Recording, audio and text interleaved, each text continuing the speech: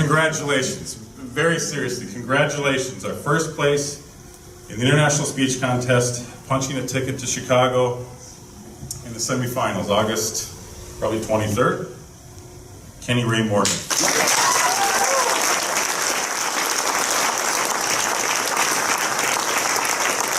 I know many professional speakers, and one of them, Willie Jolly, says that a setback is a setup for a comeback. Last year, when Kenny Ray Morgan competed in the District 6 International Speech Contest, he placed as the first runner-up. But this year, May 5th, 2018, he came back with a vengeance. Our topic is Toastmasters, and our guest is Kenny Ray Morgan from Eden Prairie. When did you join Toastmasters? I joined Toastmasters in 2006 and actually started competing in 2007. Wait till you hear this now. He has not only competed locally, but you've gone to the very top in speaking. Where have you given speeches for the Toastmasters International, and how far did you go in those speeches? Well, I've made it to the semifinals. This will be my 5th trip to the semifinals, and I've been fortunate enough to get to the finals twice, once in Las Vegas in 2011 and then in Orlando, Florida in 2012. How rare is that, to go literally to the top? You made it to the top 10 twice. How rare is that to do that? Well, John, when you consider that it's over 35,000 of us from 142 countries, you realize that it's certainly a top mountain to climb, and one should be proud just really to get through to the district. But when you can get through to the semifinals, then that means that you're one of the last 100 speakers out of those 35,000. So it's a feat that a lot of people wish that they could actually partake in. And I'm so fortunate to have done it now for my 5th time and have made those finals for 2 times, Las Vegas and Orlando. How long is a Toastmaster speech? Typically, a Toastmaster speech, the guidelines say 5 to 7 minutes. Mostly they come in at about 7 minutes. You want to be done and have your speech wrapped up at the 7-minute mark. Really? Yes, that way you don't flirt with going overtime. I've seen people get on the stage. In fact, in the last couple of years, I've seen a couple of speakers in the same contest go overtime, and that's something that you don't want to do. One thing that I have noticed that I think has been really important in his growth and development, when I use the word perfection, this is a word that can either be very admirable or it can be a word that can turn off most people. Because when we think of perfection and polish, we think of someone being very robotic. What I have seen in Kenny Ray, when he achieves perfection, particularly this year, I have found that it has come through very genuine, very authentic. It's very natural. Sometimes to be natural, you do need to practice and rehearse that until it actually becomes you. For Kenny, this has been something that he has made great strides in. I feel that he has got such incredible stage presence. He has such wonderful confidence. He's always shown it. He's always been determined. He's always achieved this level of excellence. I covered pro football teams for 40 years, and I saw the motivation they had when they lost. What can losing do to set you on another level up? What does losing do to turn on motivation that was never turned on before? Have you found that losing can turn to winning? Absolutely, losing can turn to winning if you learn from your mistakes and if you learn from the setbacks. And that's something that I do over and over. That's why it's so important that one tapes themselves so that you can see the areas where you need to improve. John, I've just combed over tapes and looked at areas where I can improve, because it's my goal to actually win the World Championship of Public Speaking. And it's not just a notion. You have to really have all your ducks in a row to be able to do that. Now, here's an expert in speaking, Toastmasters speaking. What advice do you give people in Toastmasters that fail, that give a bad speech? What do you do when you fail? Does that mean that that's a step closer to winning? Absolutely. What people don't realize is that in order to exceed or proceed in a level, you have to actually continue to move toward your goals. And if you don't succeed that first time, it just means that you have a little bit more preparation to do. And one has to discipline themselves to go back to the drawing board and to continue to do those things that they need to do to get to where they want to go. And goals is very important. And I, have my goals, as I said, to win the World Championship, and I know the steps I need to take. Goals now, and not only now, but way back when he was growing up in school. What was it like in school?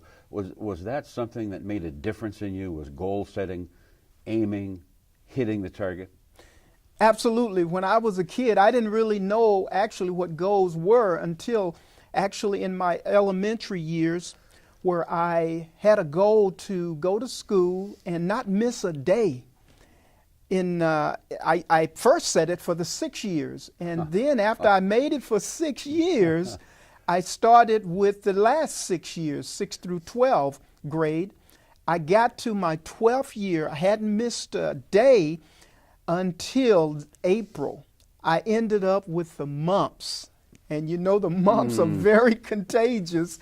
And I went to a Catholic school, Notre Dame High School, and those nuns literally kicked me out of school, and I ended up missing 4 days out of 12 years, which is still not too bad. But what that experience taught me is how to set goals and what I needed to do to make those come to fruition. And when you fail, when you're on the plane ride back and you don't win, is that the signal that you practice harder, practice more, do more and more to improve where you are?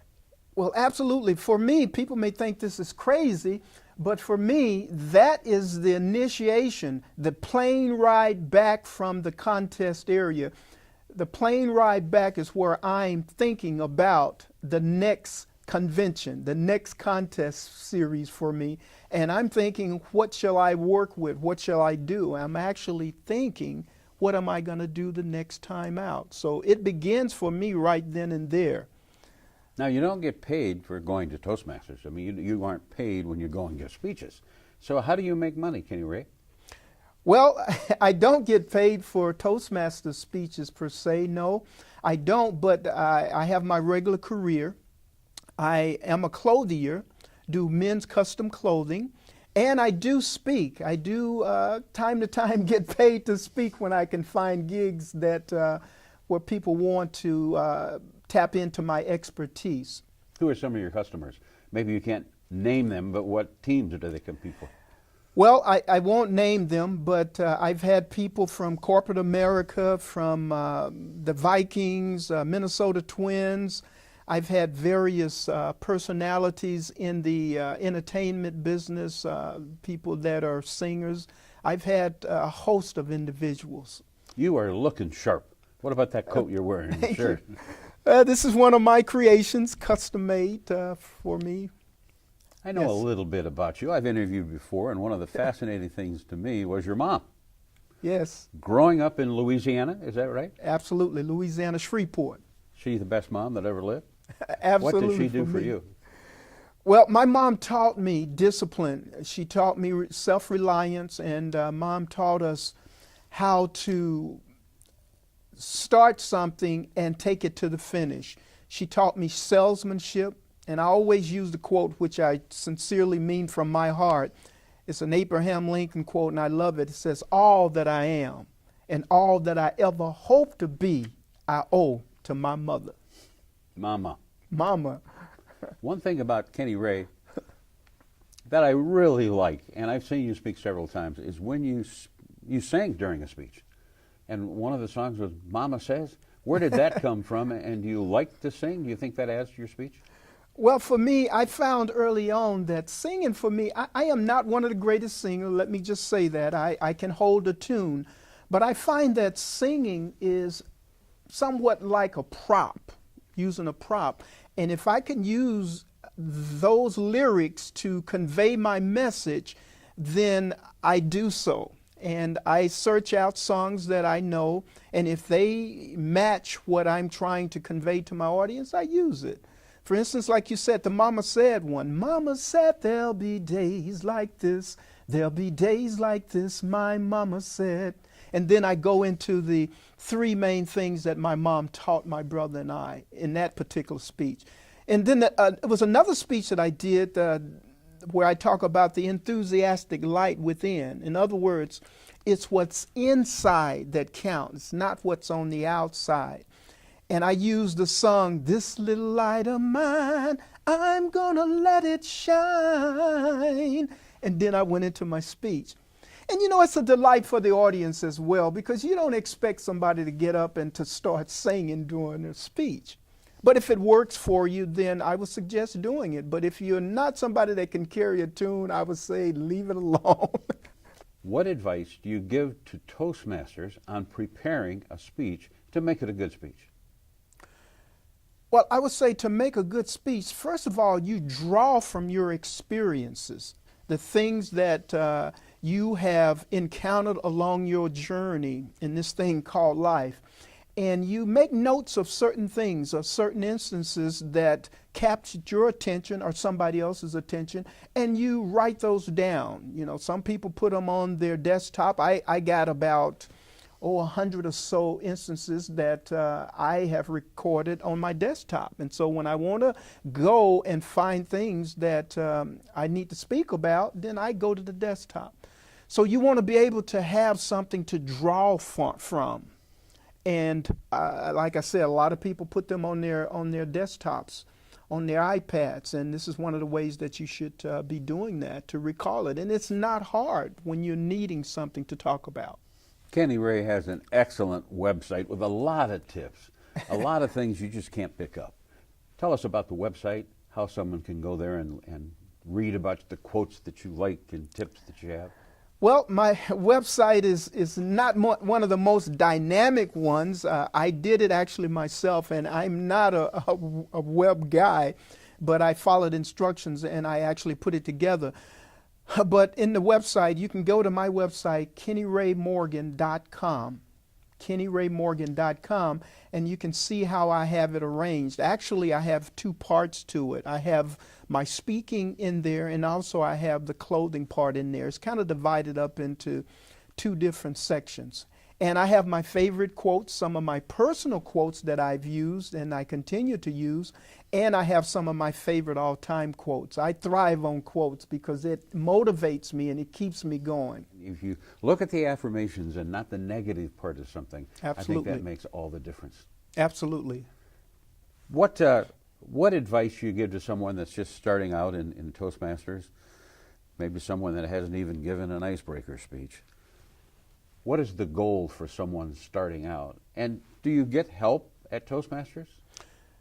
Well, starting out, you know, you're lost. And, you know, you're as lost as a fox trying to find a hen house, so to speak. So then what you do is, for an icebreaker speech, what I alluded to earlier, you draw on your experiences. You tell about that. Take 5 to 7 minutes to talk about that. And you have various people in Toastmasters that can act as mentors for you. And all you have to do is ask. You have to ask. Cannot be shy about asking for help, which is a lot of people's downfalls because they don't want to ask for help because it makes them look, in their mind's eye, weak. But actually, it actually brings out your strengths by asking for help. The Toastmasters International Convention is in August in Chicago. Where will people be coming to Chicago from? Are there people from all over the world? Absolutely. It's about 142 countries throughout the world that participate in the contest and actually in the convention.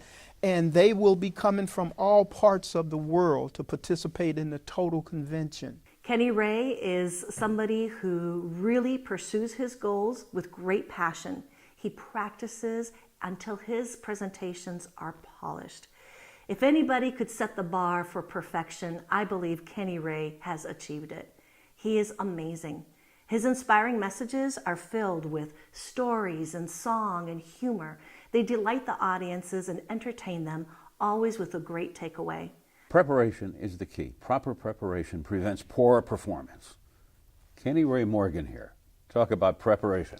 How many times have you memorized that speech or practiced that speech or done the speech in front of a mirror, or how do you practice? You do it over and over, right? You look in the mirror, walk around and do it, or what? Well, for me, practicing is not off limits to any place that I am. If I'm standing in the grocery store line and, it's going to take a little while for me to get to the counter, I am going through my speeches in my head, certain bullet points, if you will. And I'll just take time to practice anywhere. If I'm in the gym working out, that's an excellent place for me to practice, because I have the equipment. Say if I'm on the elliptical or on the treadmill, I'm practicing my speech to other parts of the gym. Kenny Ray is very congenial, very friendly, and he'll come up to you and say hello, and he's very well receptive when you come to greet him and talk with him. He's always open to having a conversation and a dialogue with anyone. Here's an analogy for you. I was covering the Minnesota Gophers when they played for the national championship in hockey.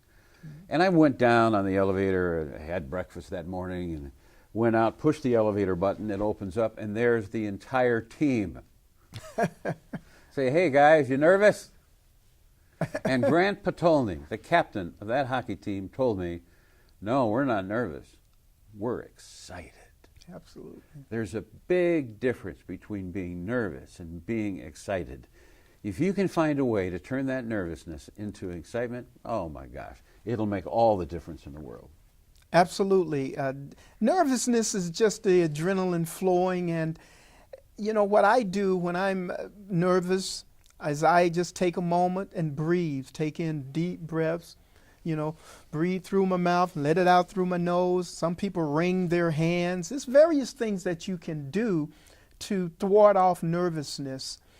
For me, it's once I start speaking, it starts to just slowly dissipate. Just like I mentioned once before, when a football player is going out, they're nervous for the big game, but once they make that contact, that first hit, then all the nerves start to move away. This could be the best tip I give all day. That's to go to YouTube. Go to YouTube and find world champions of Toastmasters speaking. They're all there. Their entire speech. You can look at the best of the best, and if you're not motivated by that, you shouldn't be going to Toastmasters meetings. You can see the best of the best. And you've been on YouTube with talking about Toastmasters and the championships, right? Absolutely. Yeah, it's an excellent resource. YouTube is, I look at it all of the time.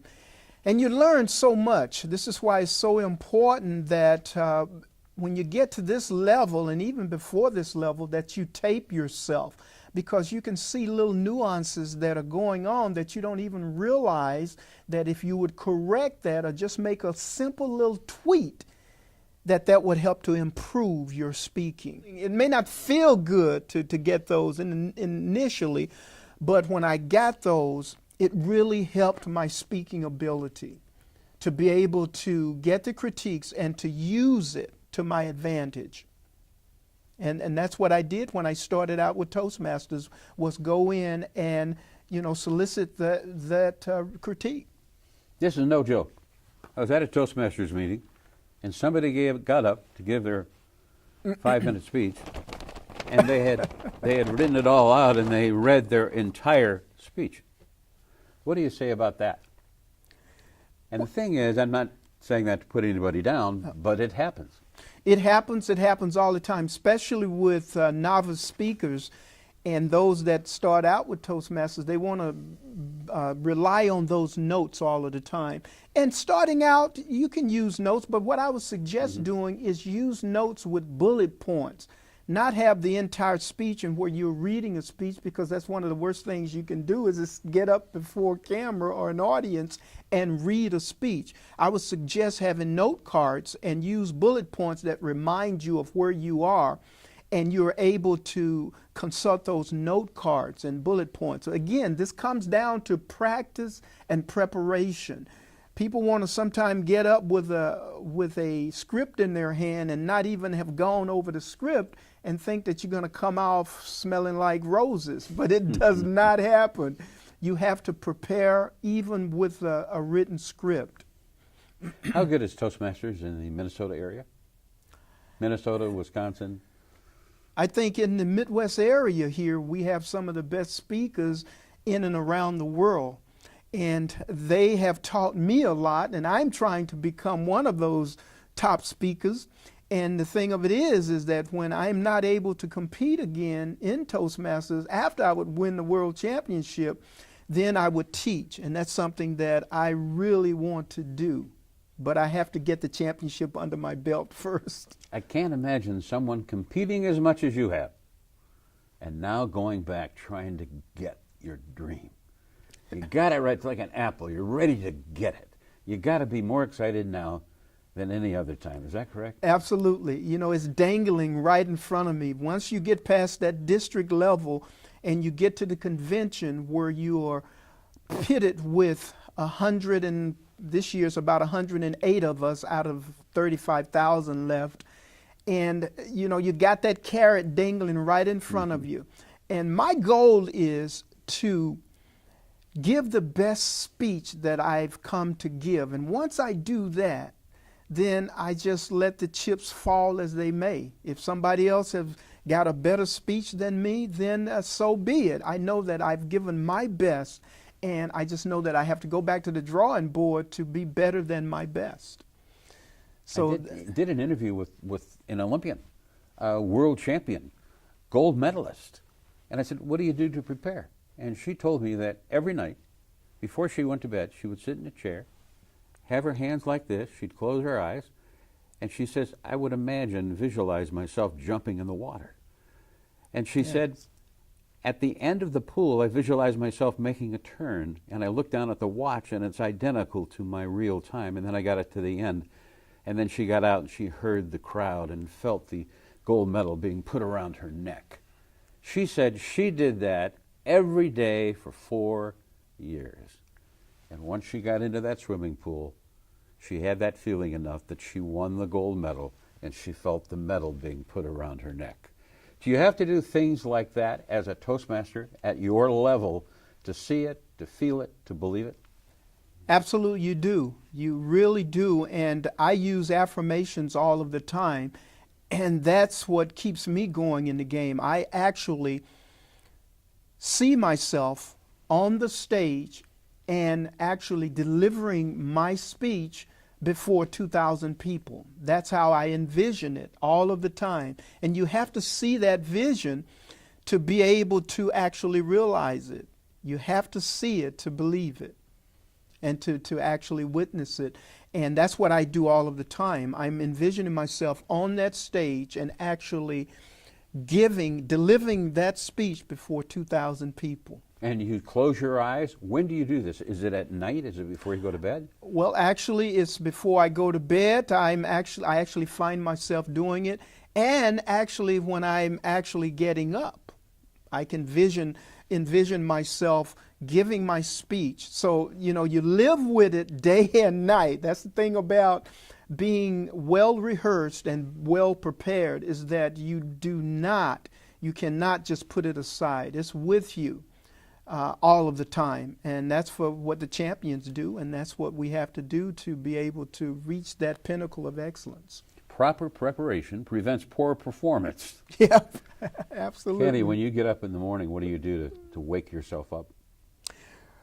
Well, in the morning, I actually, this is something that I do all the time. I'm grateful, and I express that to the Creator. You know, have my prayer, and then I get up and do stretches.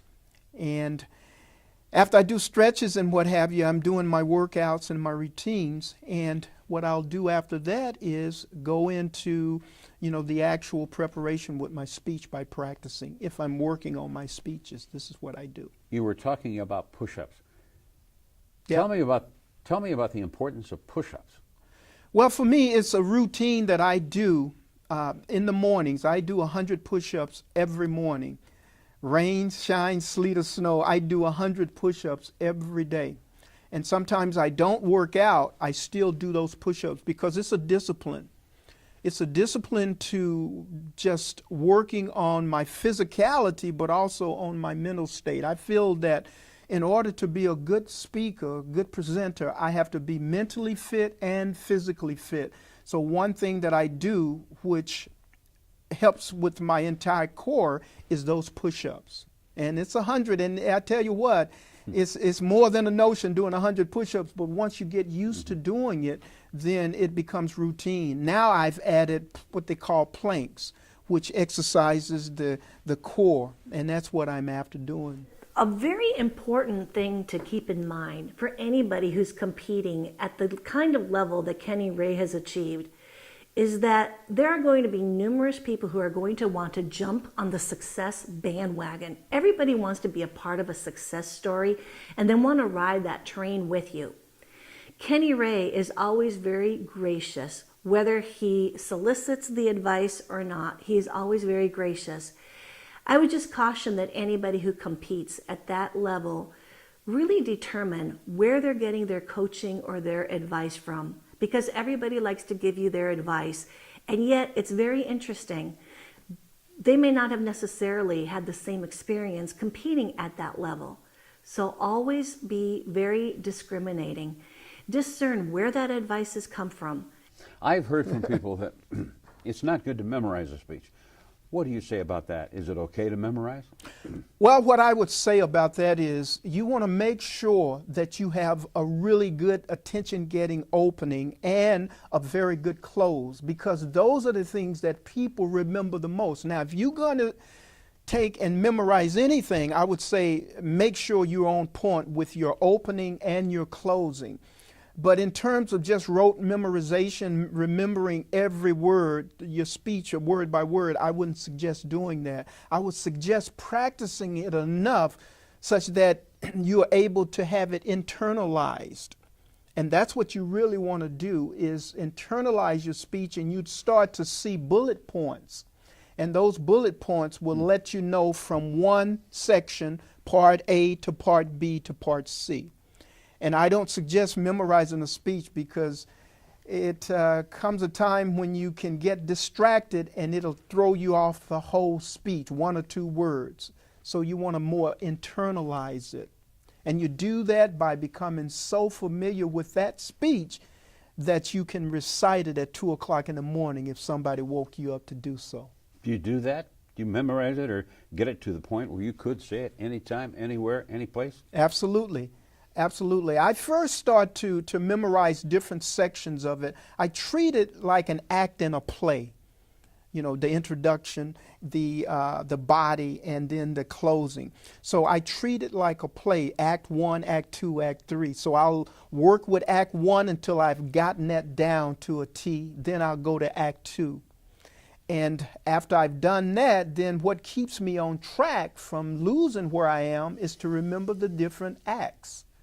And that's one way to have a speech synchronized for yourself. What is the number one tip you give to someone that maybe doesn't even know what Toastmasters is? What's a tip you can give someone to get better, to go in Toastmasters and start? Well, one tip is to just research it. You know, you don't know what Toastmasters is, but you've heard of it. I would say in your area, there are several different clubs. And what I would suggest is all you have to do is go and Google it up and find out which one is nearest and closest to you. And you can go in for free and just sit down and observe what's going on. And I guarantee you it's going to be something there that strikes a chord with you. And it may be on your first time going and visiting a club. You may like that club and you may just want to consider that your home and stay there. Or maybe some things that you would like to have seen that you didn't see.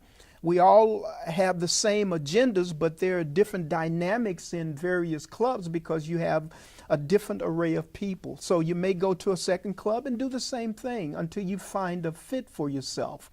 And that's how I would suggest starting out. If you knew nothing about Toastmasters, that would be one way, is just to visit. Yeah, like you said, go to Google, put in Toastmasters International, and then at the very top it's going to say find a club right where you're from, and you will be amazed what you see. Absolutely. I mean, all over the area. And what I like about Toastmasters is that you can find clubs that have morning meetings, noon meetings, night meetings, and they're all over the area. And they also have clubs in prisons. Absolutely. They have clubs for, and one thing that Toastmasters is famous for, and one thing that it will help you do, is improve your leadership skills. Talk about leadership skills in Toastmasters. Absolutely. You got various tracks that you can consult to be able to increase your leadership skills, and it's guidelines for that. We have various manuals to be able to do that. And leadership is important nowadays because, you're in a corporate environment that moves at a very fast pace. You're in a society where leaders are actually required, and some of us are meant to be leaders and some of us are meant to be followers. Most of us would try to be leaders, and we need aids for that. And Toastmasters is certainly one of those, the best aids for being a leader and helping you to become a leader. Who is Toastmasters for? Toastmasters is for anybody that has ambition to improve themselves, their personal growth and their development. Anybody that's in organizations. You can be in a corporate environment. You can be on a sports team. We have a lot of sports personalities that come to Toastmasters to hone their skills. We have a lot of people in the news media that come to hone their skills, because anytime you're dealing with individuals, you want to be able to communicate effectively with them. And I know we have all electronics these days, but still, belly-to-belly meetings are still the best when you can communicate one-on-one. And you have to know how to do that and articulate what you're trying to convey or what you're trying to get over. Are these pro athletes you're talking about? Absolutely. Pro athletes, you're not going to be able to play football, baseball, basketball all of your life. You're going to want to come out and perhaps you want to be an analyst. But you got to know how to be able to articulate your message to an audience. So therefore, you need to be able to speak properly. And Toastmasters is one of the best guides for doing that. And that's why we attract all over the world people from government down to schools, to professional athletes, to actors, you name it. We have the gamut in our organization, Toastmasters. Kenny Ray's inspiring messages delight audiences with stories and humor and song and drama. There's always a takeaway for every member in the audience. Kenny Ray is a memorable speaker. He is not one to forget, and he's not one that you would ever think would be able to not win that contest. When I'm asked about Kenny Ray Morgan, I think about, what can I say about Kenny Ray Morgan? And I also think about, what is there not to say about Kenny Ray Morgan? He is a tiger, a ferocious one. Describe a typical meeting. Is it just going in giving speeches? How many people take part? What's a Toastmasters meeting like? And is it fun? Well, Toastmasters meetings are structured such that most everybody in the meeting can participate. And generally, depending on how frequently you come into your meeting, some meetings last an hour, some last an hour and a half. If I'm in a weekly meeting, it probably lasts an hour. And you go through a certain schedule that everybody participates in. And you may be the speaker that day, you may be the R counter, you may be the R counter. the What's timer. an R counter? Well, we try to get away from clutch words such as ums, and so's. So you attract by the R counter as to how many times you use certain clutch words when we come to a standstill, ums. And so they actually count those.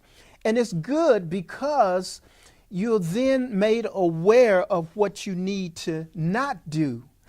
We talk about what we should do, but it's things that we should not do as well. And ums and ahs is those filler words that we use. And you shouldn't do that. You should be learning how to use the pause effectively. So you have the general evaluator. What they do is they evaluate the whole meeting and make sure that the meeting has gone according to the schedule. And you have other various roles that people have during the meeting, and what we try to do is rotate those roles so that we'll actually get everybody in to be able to speak. The beautiful thing about Toastmasters is that if you contact a club, you can go and you don't have to okay the first or second time, you can sit down. You don't even have to give a speech or talk, but you can go there and see if you like it. And if you don't like that club, you can go to another club. That's a beautiful part about Toastmasters. Absolutely, you have that option. You have several clubs. I think in our state, if I'm not mistaken, it's well over 5,000 members and something like 2,500 clubs or something like that. It's an enormous amount of clubs, and so in your area you have quite a bit. You ever get nervous? I mean, like butterflies are flying in your stomach, and you go up there. With Toastmasters, you can learn how to make those butterflies fly in formation. Absolutely. Yes, and that's one thing is when people start out, they might be nervous, and the first speech isn't very long. The first speech is what, 5 or 6 minutes? Yeah, 5 or 6 minutes is generally your icebreaker, the one that you start to speak from your manual. It's the icebreaker, the first of 10. Especially when you start out in Toastmasters, you don't know the Toastmasters that well. Mm-hmm. And here's an analogy for you. I was covering the Minnesota Gophers when they played for the national championship in hockey. Mm-hmm. And I went down on the elevator, had breakfast that morning, and went out, pushed the elevator button, it opens up, and there's the entire team. Say, hey guys, you nervous? And Grant Patolny, the captain of that hockey team, told me, no, we're not nervous. We're excited. Absolutely. There's a big difference between being nervous and being excited. If you can find a way to turn that nervousness into excitement, oh my gosh, it'll make all the difference in the world. Absolutely. Nervousness is just the adrenaline flowing, and you know what I do when I'm nervous is I just take a moment and breathe, take in deep breaths. You know, breathe through my mouth and let it out through my nose. Some people wring their hands. There's various things that you can do to thwart off nervousness. For me, it's once I start speaking, it starts to just slowly dissipate. Just like I mentioned once before, when a football player is going out, they're nervous for the big game, but once they make that contact, that first hit, then all the nerves start to move away. Here's a tip, and it's from the Olympic Training Center, and it's helped me, and I did this countless times before giving a speech. It's a way to raise your endorphin level in your body. It's very simple to do. Pro athletes, Olympic athletes will do this. And what that does, in 10 or 15 seconds, will raise your endorphin level and give you instant energy. And even if it doesn't work, but you think it does, it works. Silly, but little things like that can make a difference. Absolutely. The 2001 World Champion, Darren LaCroix, before his speech, he said he did push-ups, and it's something he learned from his mentor, the 1995 World Champion, which was Mark Brown. So doing push-ups, you know, people do a lot of different things to thwart off those nerves. Mm-hmm. And again, it's just adrenaline. And I just can't wait to give that speech, and that's what really gets me going. And that's online. You can get it. You can pay for it online. And there's a Toastmasters Club, local Toastmasters Club, that is streaming the championships for free that people can come and watch. Yes, you can get those off of Toastmasters On Demand, and some clubs, like you say, are screaming it live, and you're able to get to those clubs. Again, just Googling things up and finding those clubs near you and who's doing that. Because it's a great learning experience, and even though I go and I'm actually part of it, I subscribe to the demand because I want to be able to watch it over and over, and this is one of my learning tools, my mechanisms that I use to help better myself. You know how to win speech contests. You know how to do the right thing. Be gracious always as you are, always humble, and we respect you and love you. I would just say good luck to you, best wishes, and bring it home. Kenny Ray, it was great talking to you today. Good luck in the Toastmasters International Contest. And the one thing I ask, if you win, will you come back and do another speech with us? Absolutely. I'll be more than happy to come back and do another interview with you and tell about the experience. I would cherish doing that. One of the best Toastmasters speaker in the country, Kenny Ray Morgan from Eden Prairie. Thanks for watching. I'm John Gross. Thank you. Thank you, sir.